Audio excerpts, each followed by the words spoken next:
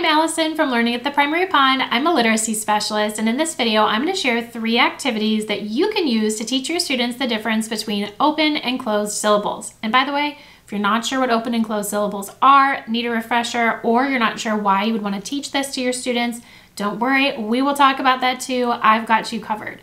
First, if you haven't subscribed to my channel yet, make sure to do that now, and then hit the little bell so that you're notified every time I post a brand new video about teaching literacy in K2. Okay, so let's talk open and closed syllables. What are they? Just a quick refresher. So English words are made up of syllables, right? And there's actually 6 different types of syllables. So we've got closed syllables, open, vowel consonant E or silent E or magic E syllables, vowel team syllables, R-controlled, consonant LE, and then often diphthong syllables are grouped separately. So you could say 6 or 7, depending on how you want to classify it.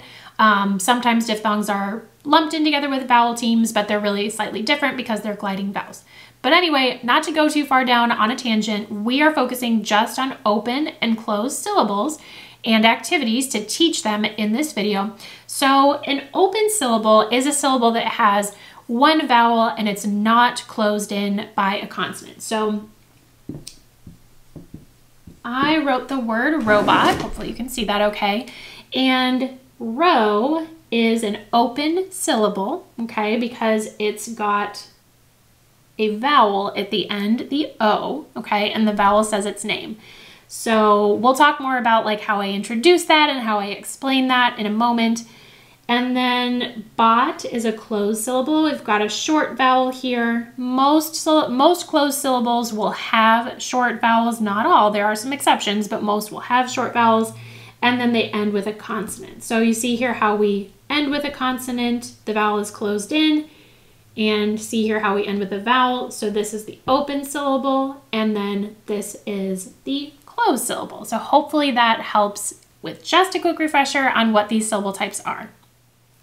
Okay, so then that leads me to the question, why would we want to teach students about open and closed syllables? Well, the answer is that it can help them decode multisyllabic words, one-syllable words too, but it's especially helpful with multisyllabic words because the vowels in English are kind of tricky, but if a student knows, oh, okay, this is an open syllable, then the vowel is probably going to be long, so I'm going to make the long O sound when I'm decoding this, right?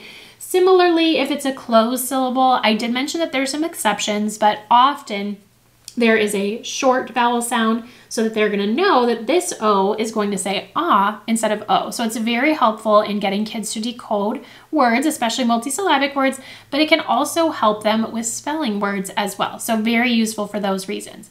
Now, when I am introducing open and closed syllables, I didn't make this activity up. I learned it. It's pretty common, but it's super fun. I will start with a word that the kids already know. So like they would probably know the word me already, right? So I would talk to them about the word and I just, ask them questions like, does this word end in a vowel or a consonant? It ends in a vowel, right? Is the vowel short or long? The vowel is long. Interesting, okay? So the sounds are e. But what if, first graders, I close the door and I add the letter T. What's the word now? And they should be able to decode et, met. Did the vowel sound change? Yes. Okay, well then we go through like, why did it change? Well, when me was an open syllable, the vowel was long. It shouted its name out the door. Me, right? It's shouting its name. It's the long vowel. The long vowel is the name of the vowel. But then when we close the door, the vowel is closed in and it becomes a short vowel, eh. Okay, so this is a fun example. Here is another example. Most kids will know the word hi that becomes hid. The door is open, open syllable, the vowel is long, the door is closed, closed syllable. So it's a very just concrete explanation of, open, literally open syllables and closed syllables. So this is a great way to introduce it. And you'll notice that I started with 1-syllable words, right? Because that's something that's familiar to the kids. And then eventually we do work up to 2-syllable words and beyond, but I do feel like it's helpful to start with 1-syllable words first.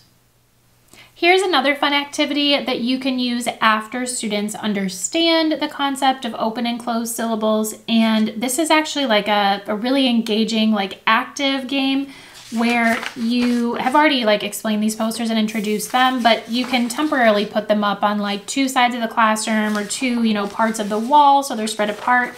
And then you would cut apart these cards and give each child one. So some of them are CVC words, just really basic words. And then some of them are high frequency words that they would already know, like we, no, be, some open syllables. So we have a mix of open and closed.